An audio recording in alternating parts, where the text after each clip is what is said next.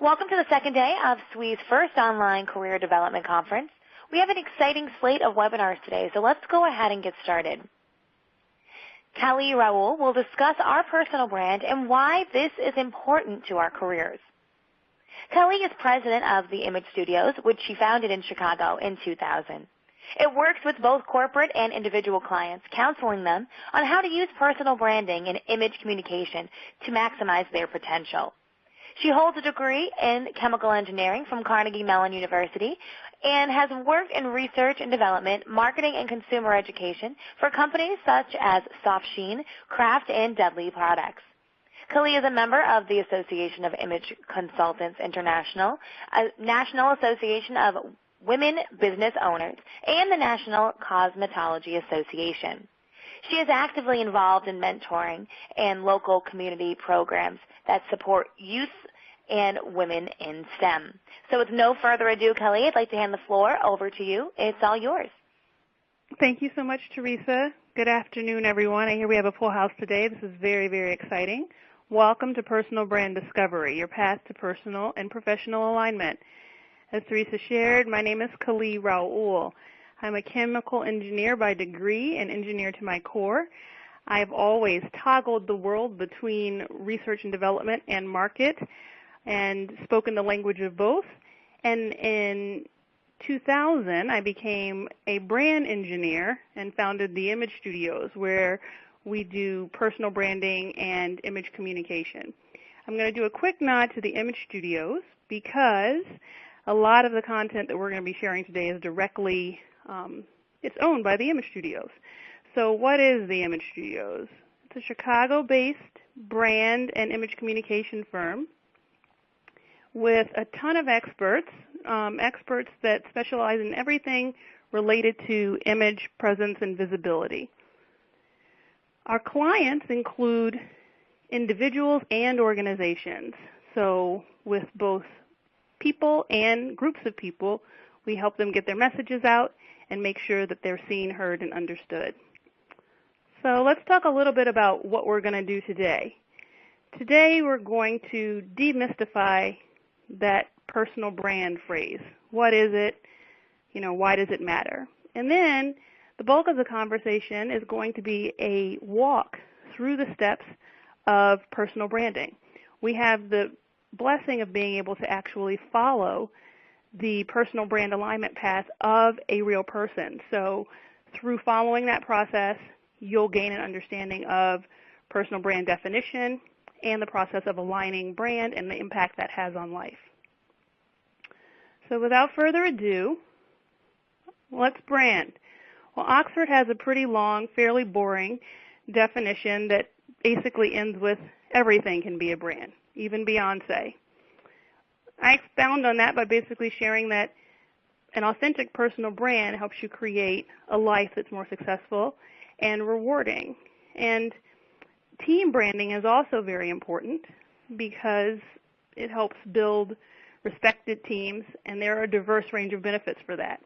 So brands, in summary, the part that matters is that a brand is a feeling, a very specific feeling that one gets with an impression or interaction. It's also a tangible articulation of values.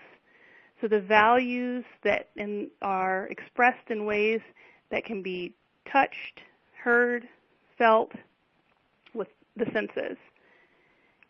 And finally, brands are stable.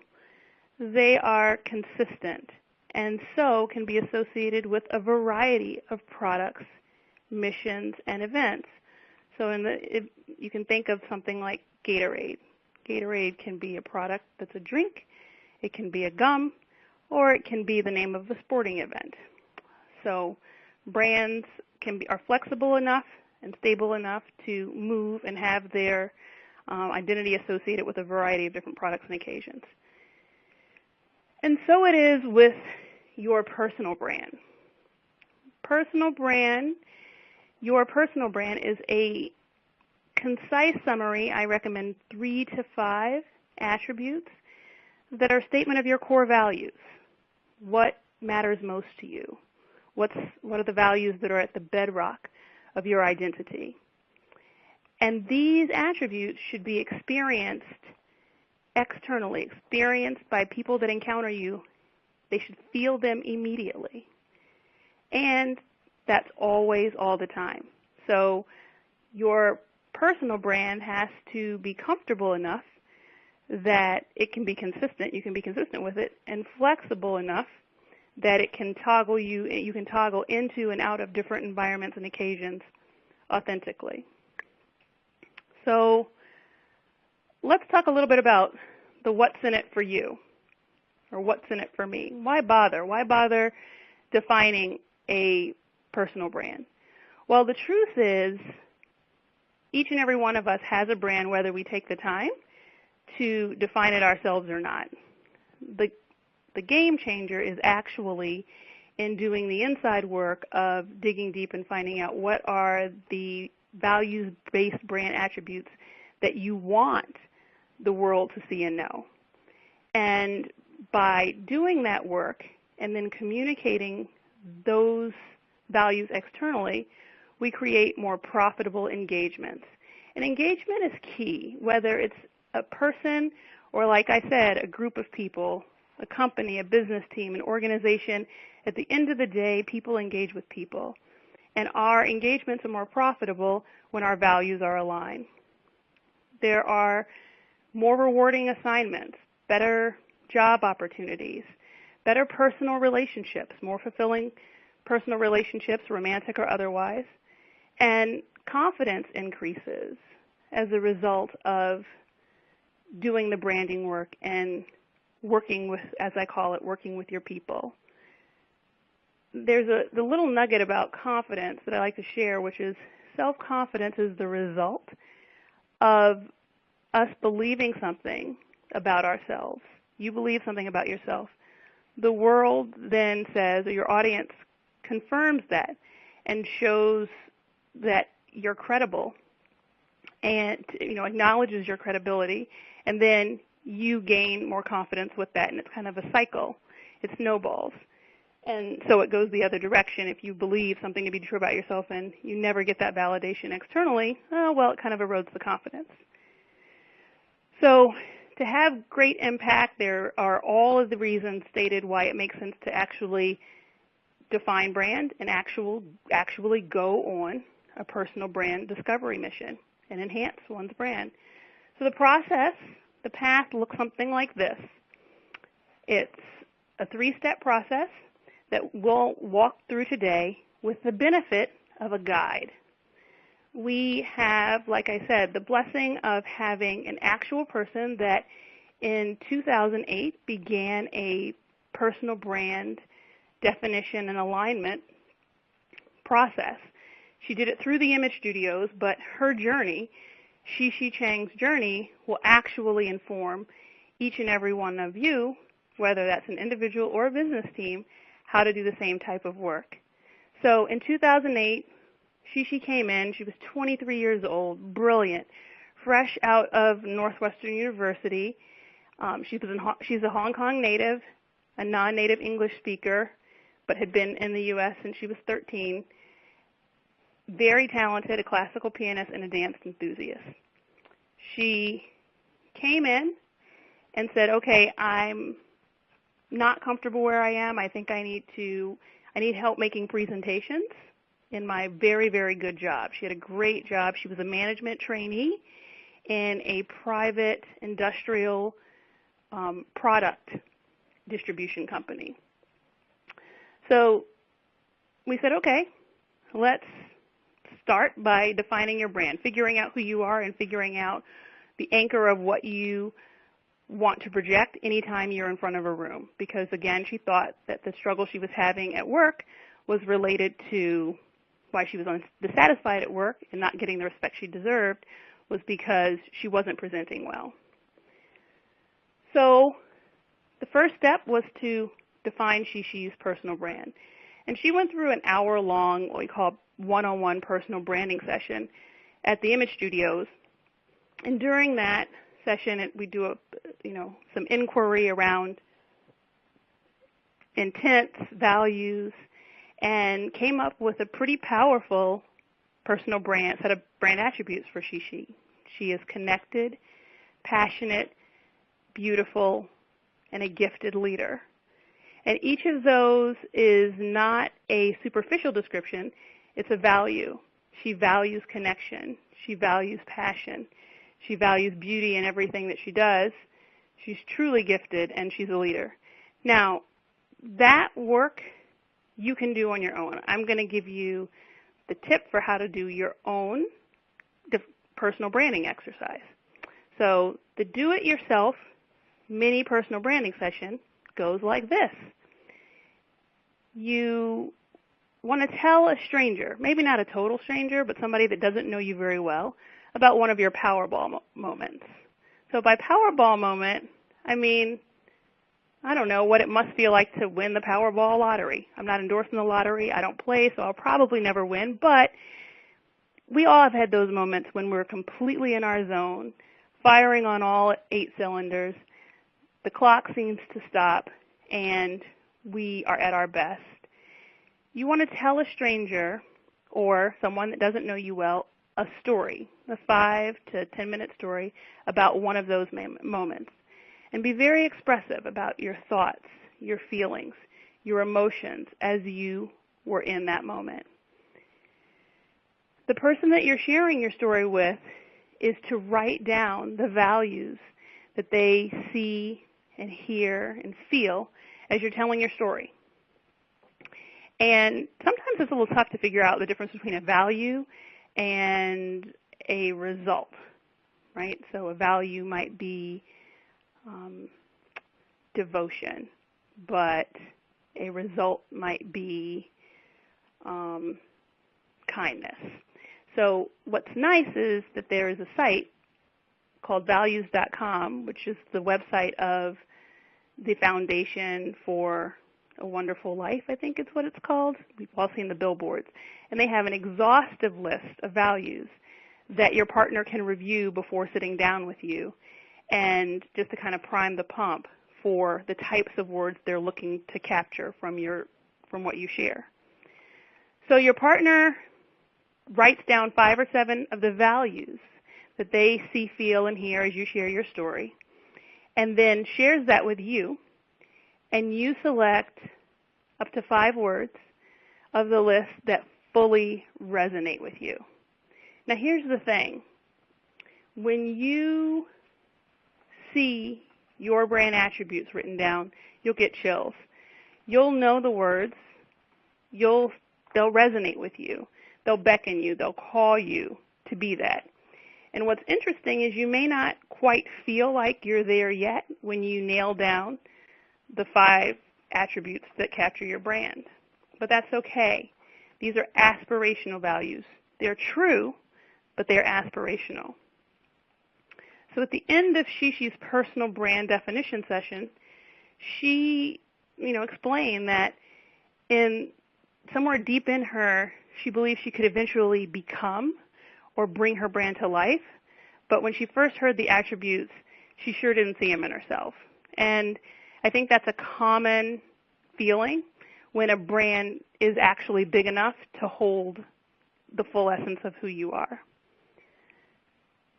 So these 5 attributes, this personal brand that you define, now becomes like a compass. It's what guides not just the decisions around how you look, sound, and behave, but also it informs who you associate and dissociate with.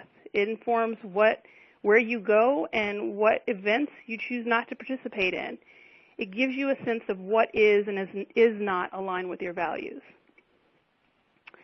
So that's defining the brand.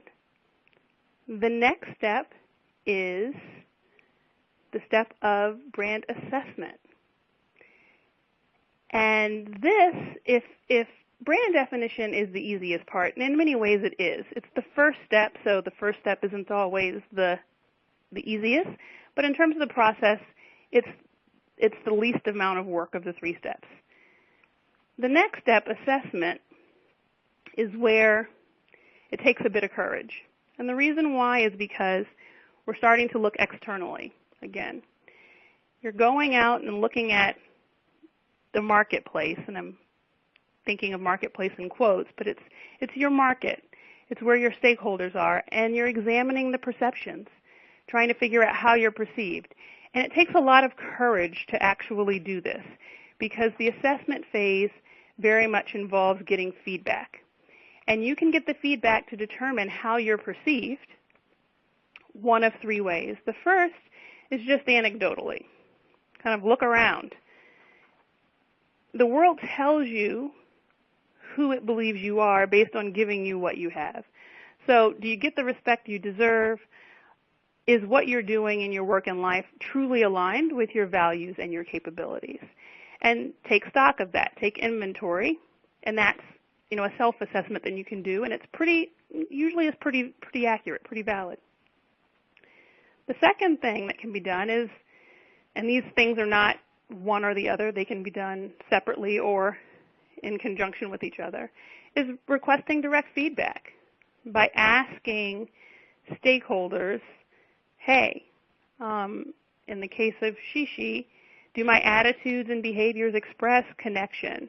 Does what I say communicate that I'm a leader? You're asking for specific feedback as it relates to your brand. No general, is this okay, or am I doing what's expected? But ask for how much you're lining up with your brand attributes. And then finally, the third way to get feedback is by doing a blind 360-degree assessment. Now, the engineer in me, I'm all over this. I love this. I love compiled objective feedback from a variety of data sources. And frankly, we kind of came to this opportunity to create, the Image Studios created a proprietary leadership presence and visibility assessment because organizations just wanted to see things on paper. Survey our stakeholders and find out how they feel about us, what they think our brand is. And this is a very practical way to apply the same type of assessment to an individual.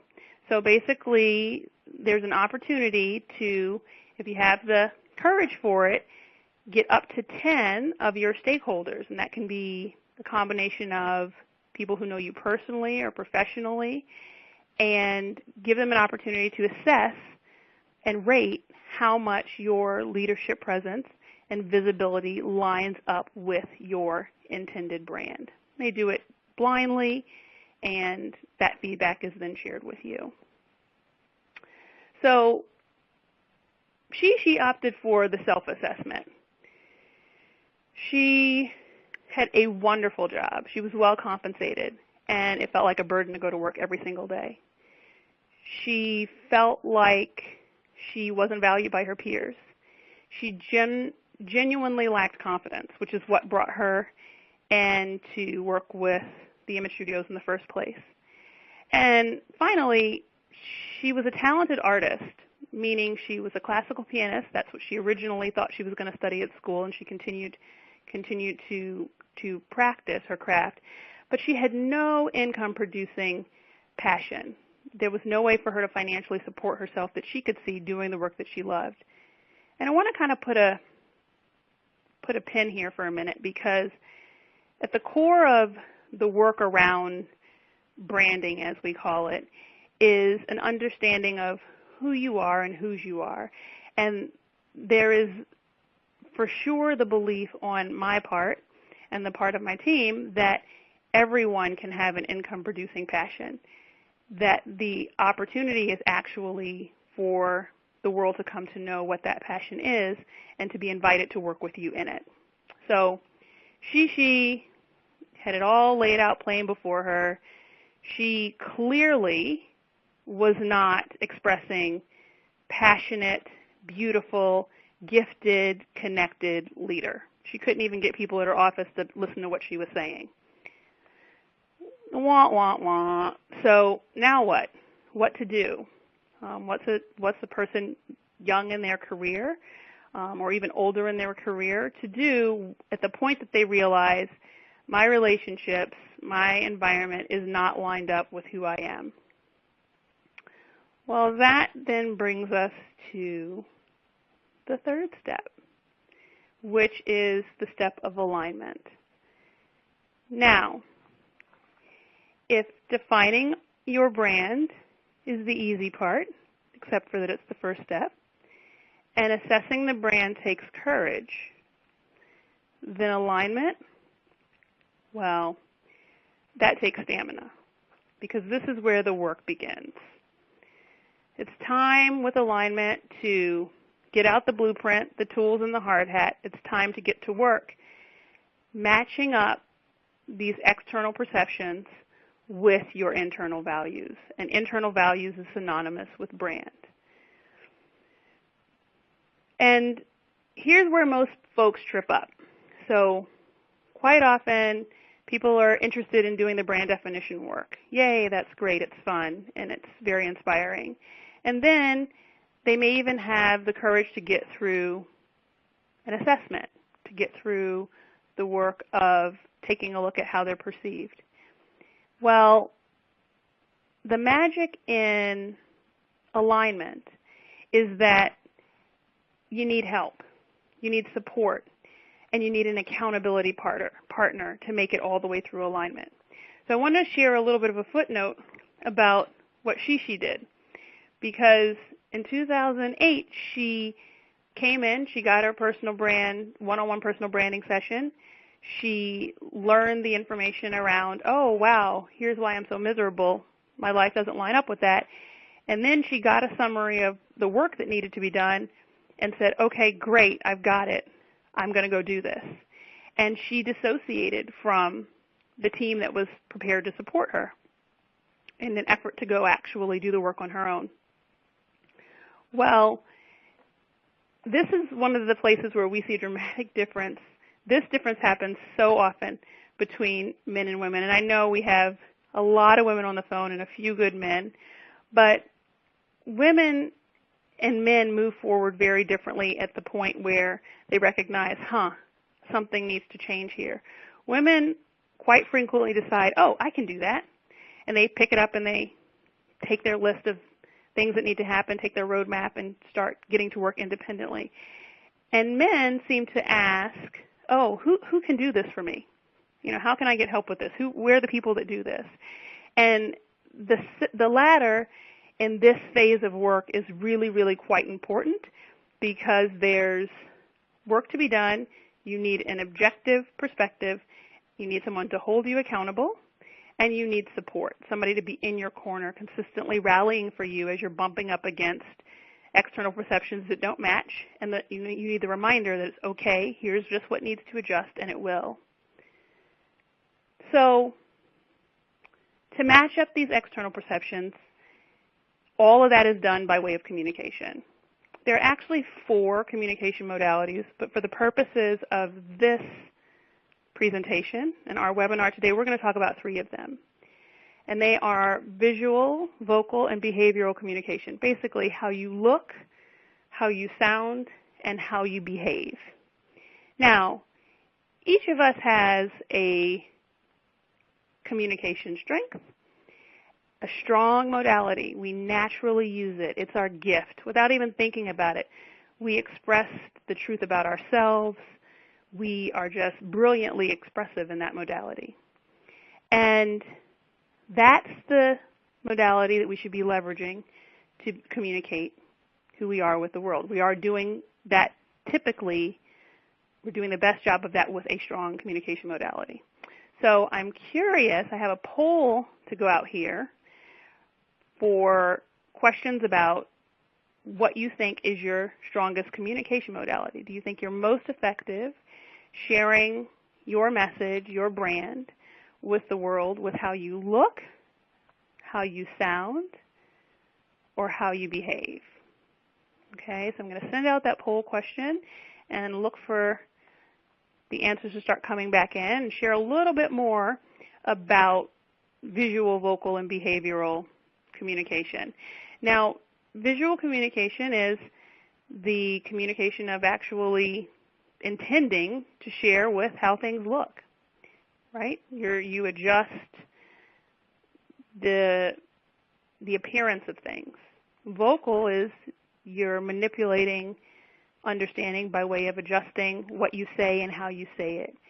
The pace, pitch, tone, and articulation of your voice, your linguistics, all of those types of things. And then behavioral is using what you do. It's the plain old, did you show up on time? Did you bring a card? Did you consider the other person and get coffee? Do you know what to do? Now I'm going to shift here, kind of ditch over a little bit and share a little bit about how just general society shapes up, because I'm seeing all of these ratings coming in for how this group is shaping up, and it's quite interesting. When corrected for gender and age and profession, most of society is visually oriented. Now, when we start talking about engineers, attorneys, accountants, overwhelmingly behavioral communicators and vocal communicators, but most of the world is visual. So I think these numbers have stabilized here, and what we've got so far is that about 52% of the people on the call think that they're behavioral communicators, followed by 31% of you believe that you're vocal communicators, and about 18% visual. So that's consistent with what I might expect to see with a group of technical people on participating. I don't know if everybody's a techie, but you either are a techie or you love a techie. How about that? Now, your area of strength is what you should be. It's your fastball, and it's working for you already. The challenge is there's usually a modality that's weak, and that weak modality is the one that is creating static or communicating different messages or inaccurate messages about you that are not aligned with your brand. And that's the one to look out for. So now I'm very curious, on the flip side, what you think is your weakest communication modality. So I'm going to go ahead and push that poll out, and I'm watching the results come in. And remember when I showed you here that in society the majority of people are visually oriented, and people generally, there are more people that fear public speaking than fear death, right? So vocal is, not only is it the smallest percentage, it's the smallest by a pretty good bit. And what's interesting is that with this group too, it's shaping up to be the same, that overwhelmingly you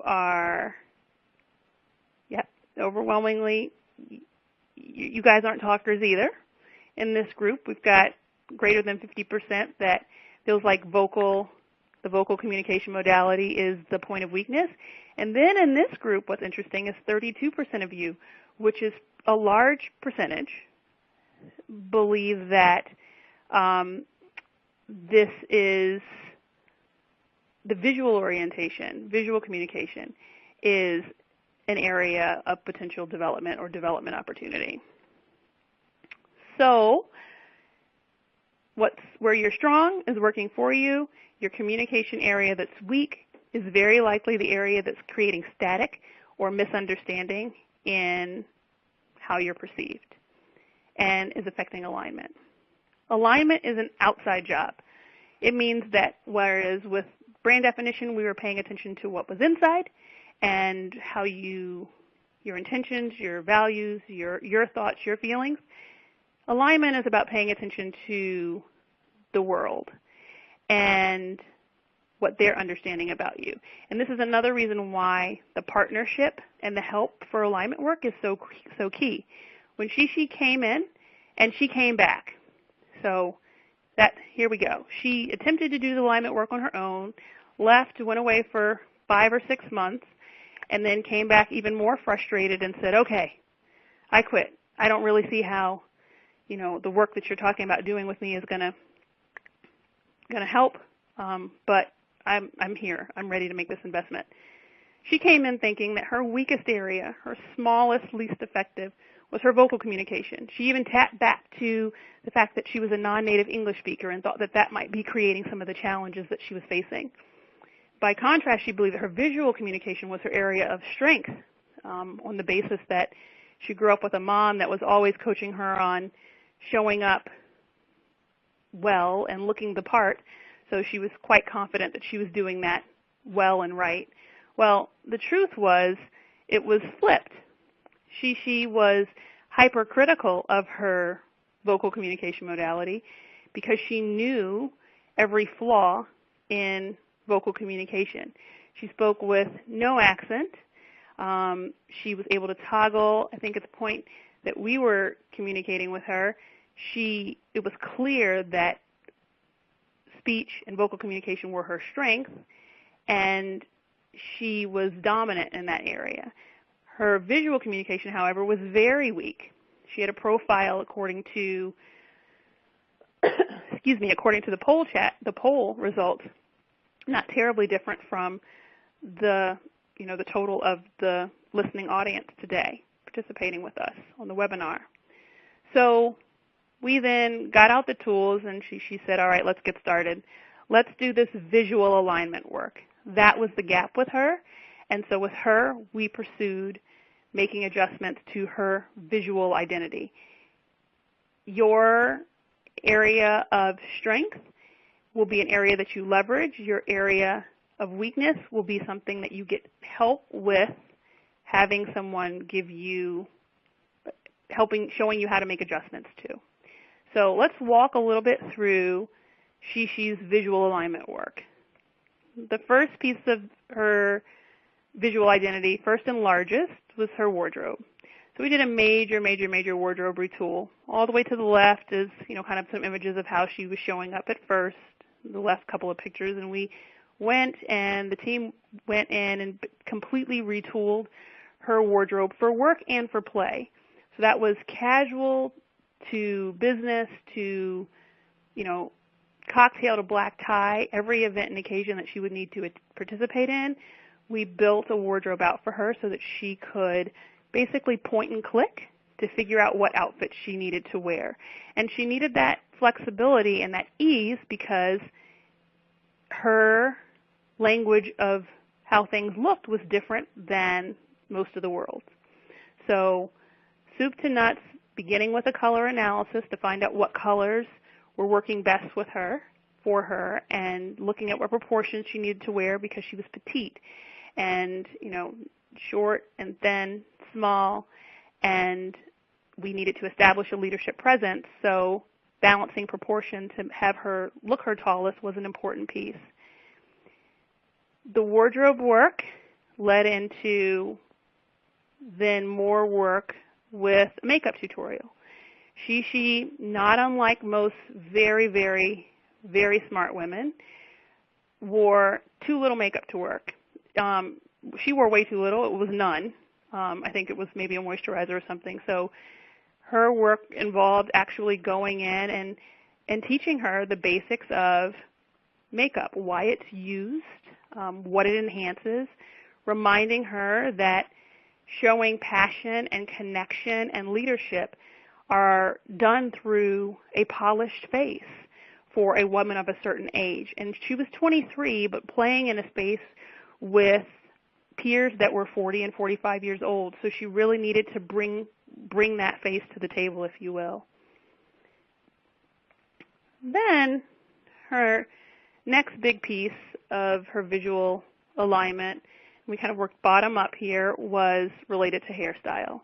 And, she was doing the very typical pulling her hair back many days and looking at the front, which, I always chuckle at that because when I have clients come in and they're in ponytails or buns or whatever, I say, did you look at that from the back this morning? Because more people see you from the back than see you from the front. So we styled for her, did a complete hairstyle update, used some computer imaging to allow her to choose a look that she was comfortable with and that also articulated those leadership values. Leadership was one of the values that she felt the least comfortable expressing, And so the haircut was a really big piece of this because we wanted something that cleared the shoulder, so it was the same all day, every day, and it didn't change every time she turned her head. So there are nuances to every element of visual identity that are tweaked to make sure that a message is communicated. And so it was with her haircut, which was a fairly important piece. The final step in Xi-Xi's visual alignment work is related to web presence assessment, looking at how she looked on and looks online. How does she show up when she's Googled? Does she show up when she's Googled? What are her social media profiles look like? How visible are they? Are her privacy settings set? And this is a very important part of each of our visual identity, is how we're showing up virtually. So that was kind of the final component of her visual alignment, and none of this ends, right? So alignment is an ongoing process, and it's just you work to get aligned and then you keep things aligned. So Xi-Xi's process of visual retooling to create brand alignment took 3 months. She started in 2009 after she came back. And I want to we have the beautiful benefit of kind of seeing what happened with Xi-Xi after the world kind of recognized Xi-Xi's brand and saw her for who she was. So in June, she decided to leave her less than fulfilling, very great paying job. She wanted to leave by year end, and the picture to the right is her actually celebrating that. In September of 2009, out of the blue, from nowhere, as she called it, she landed her first paying dance client. Now, she didn't just land her first paying dance client. There's a lot that's at play here, but in the simple terms, she was prepared, and a dance client recognized that, wow, she looks like she maybe is creative and passionate, and she looks like she dances, and maybe she teaches dance. She struck up a conversation, her confidence was high, and she got her first paying dance client. In January of the following year, she launched Xi-Xi Dance, Inc., which is a Chicago-based wedding dance company here in Chicago.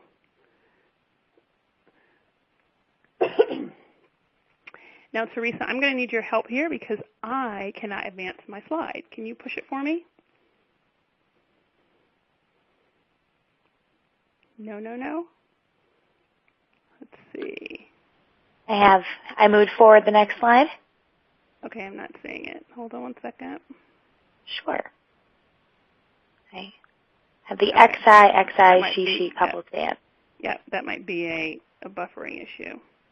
Okay, so I see here we are. So then in May, she got disengaged. Is that what you call it? She wound up not marrying the wrong guy for her. And that's important to point out because with brand alignment, once you realize what tends to happen is that when the outside of you starts to line up with the inside of you, what's around you shifts as well. And people and organizations realize, oh, you do have what I need, or oh, you don't have what I need and what I want. And in some cases, this brings things closer together that are already present, and other times things fall apart or, for good reason, begin to repel each other. So, I want to share just very quickly, because it's relevant, that a lot of times folks begin brand work and think, I need to leave, I need to get out of my job that I'm in. And the recommendation that I always make is do the brand alignment work first and then see what happens. In some cases, people have, bang-up years, their best years ever in the organization that they always were in, because for the first time, in a long time, they're showing up like that resume that they presented to get the job in the first place. In February, Xi-Xi moved to LA to pursue a master's degree at the University of Santa Monica. In August of the following year, she completed her master's in spiritual psychology. Her business was in Chicago, producing passive income for her. And for kicks and giggles, in October, she opened a second dance studio in Los Angeles once she finished her master's degree. She then moved to Florence to study painting and Italian, now having 2 passive income businesses. And in January of this year, she launched a coaching business and became a commissioned artist. And the image to the right is actually only one of her quite amazing paintings that she's been doing since last year, building a collection of since last year. So she's paid to paint, and she now coaches other creatives on how to find their income-producing passions. So just by way of overview, looking at Shishi then and now, she made some really big changes. She, went from being someone that didn't like her job to loved her job and also then had passive income being produced for her. And she got out of a bad relationship and was able to establish a good one, and did all of this in 4 years. And 4 years might sound like a long time, but that time is going to go by anyway, and she was able to do it because, do a lot of the things more quickly than otherwise would have happened because the world saw her finally for who she was or who she is. So in summary, as we kind of wrap things up, just a couple of reminders of do's and don'ts. You do really want to leverage your communication strengths. You want to define your brand, and then as you go through the process, you want to use what you're good at to over-communicate in many ways the truth about yourself. You want to delegate what you don't do well. Just give it up. Have somebody help you with what you don't do well, and be willing to invest in yourself. A lot of the work around brand alignment is an investment. It's investment in time and of money, but it's the packaging that allows you to actually make the most of what you've already invested in, which may in some cases be degrees, advanced degrees, languages, all kinds of stuff. Some don'ts. Don't wait. She did this work at 23 years old, and at 28, she's not even 30 yet, she's rocking and really enjoying her work. There's no right time to start doing this. There's no I'm waiting until I get to a certain point in my career to figure out who I am, to define my brand. The time is very much now. Positive attention is definitely going to come. And that is an adjustment to make, is to accept it, to embrace it, and to use that attention, to use that attraction to propel your mission, to get your message out, to accomplish your goals. We have a world to change out here, and part of how we do it is through other people, and they have to be connecting with us.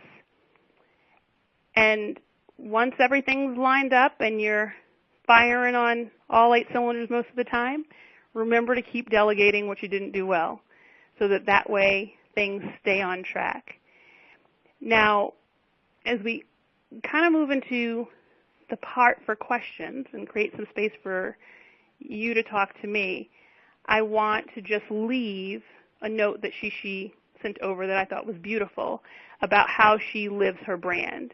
Now on the other end, from defining her brand to having 5 years to live in it, she shares how she does that, how she lives connected, passionate, beautiful, gifted leader, day in, day out. So without taking up more time, dominating in conversation, I would love to answer some of your questions, and I see we have a few. So Teresa, would you like to share? Absolutely, and I would like to remind everyone, if you'd like to ask a question, go ahead and select Q&A at the top of your screen, and then select Ask New Question to begin typing that in. Our first question that we have today, we have a lot of great comments coming in with some great feedback, but our first question is, can you go over again what the third item under your personal brand was? The third item, let's see. On your personal brand. I think what they might be referring to is these items, right? So that you can feel it. Yeah. Yep. So the first is that you can feel it. It's an articulation of values, and it's stable. It's something that is consistently present. So it has to be real. It has to be authentic. Because if you try to do something always all the time that is phony, it tends to fall apart. Excellent. Thank you. We have someone who's curious. What's the fourth communication modality? Oh, okay. The fourth communication modality is spatial. It's what's around you. It's how your space speaks for you, what it says. So it's use of atmospherics. And this is something that retail organizations, from clothing sales companies to car dealers, use all the time. It's the temperature of the space, the sights, the sounds, the smells, and all of those things are expressions of values as well. Excellent. Thank you. Our next question, how did you evaluate what hairstyles are appropriate and also what exhibit leadership? I'm going to answer that question two ways. One is most attributes can be communicated visually, and by communicated visually, they can be expressed with adjustments to wardrobe and grooming, and hair being an element of grooming.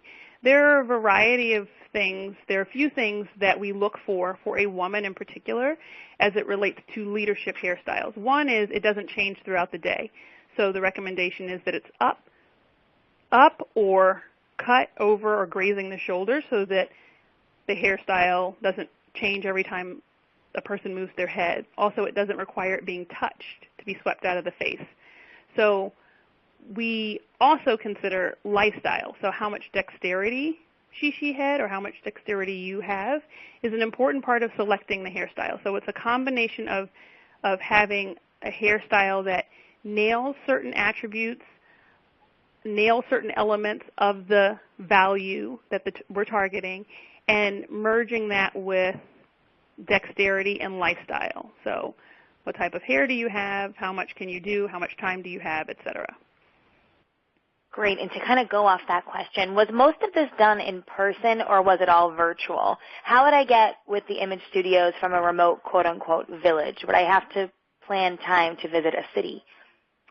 So that's a really good question. Oddly, for the image studios now, over half of the individual clients that we work with are not local. It's been the case that organizations, obviously, we work with companies that aren't necessarily local, but now more and more people are not present. And so the first piece, remember when I said, is kind of sitting down and doing a personal branding session? Those are done via Skype. So those can be done from anywhere in the world. And then the summary that's written can be executed. We recommend executing it with a partner. That partner may be the image studios, but that partner may be someone in Singapore or a team that's assembled in Singapore, though the image studios has written the plan for everything that needs to be accomplished.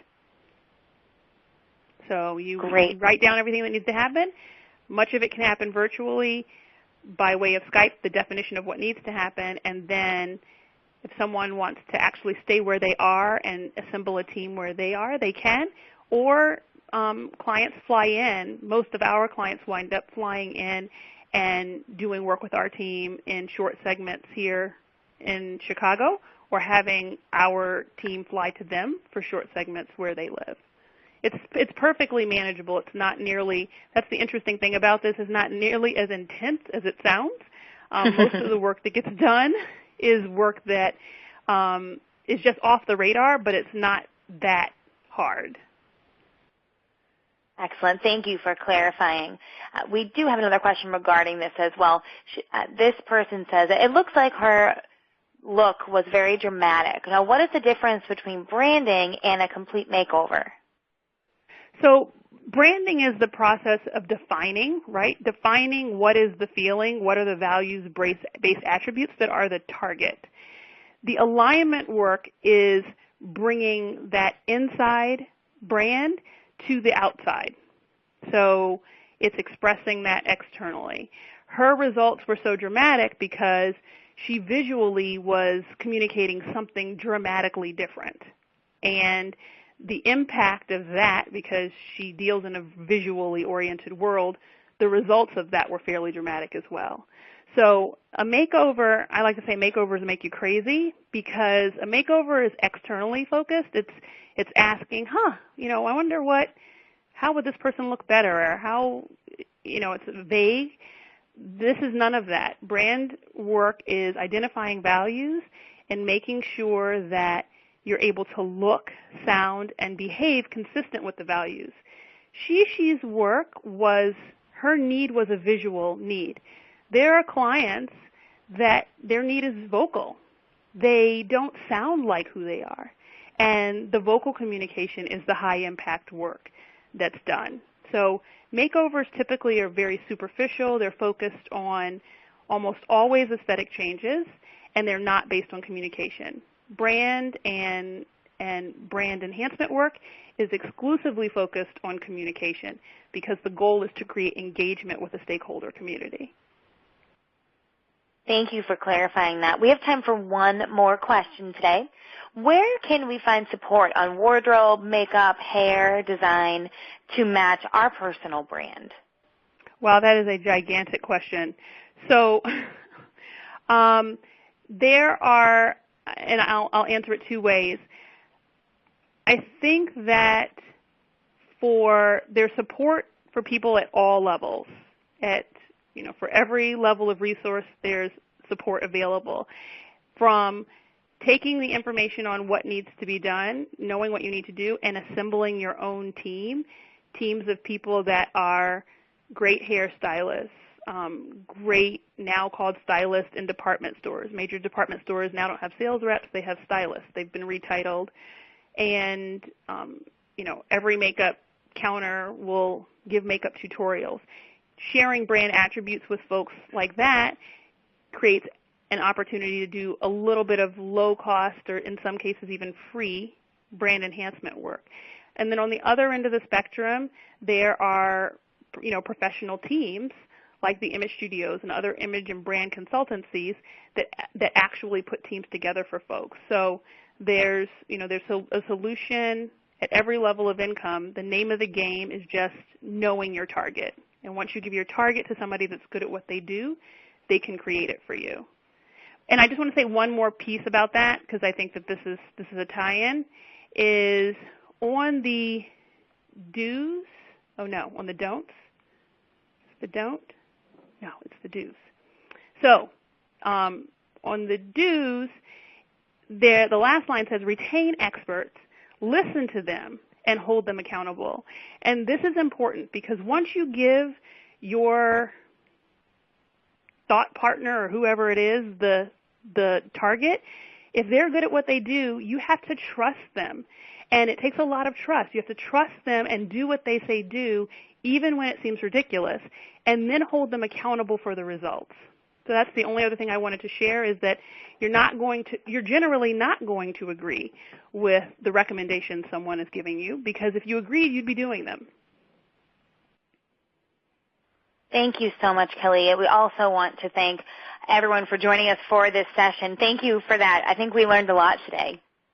Thank you so much. It was a pleasure. I just want to let everyone know that we will begin our next webinar promptly on the hour in just a few minutes. Our next webinar is an important one, How to Negotiate with Confidence. Hang in there, and we'll be right back with you.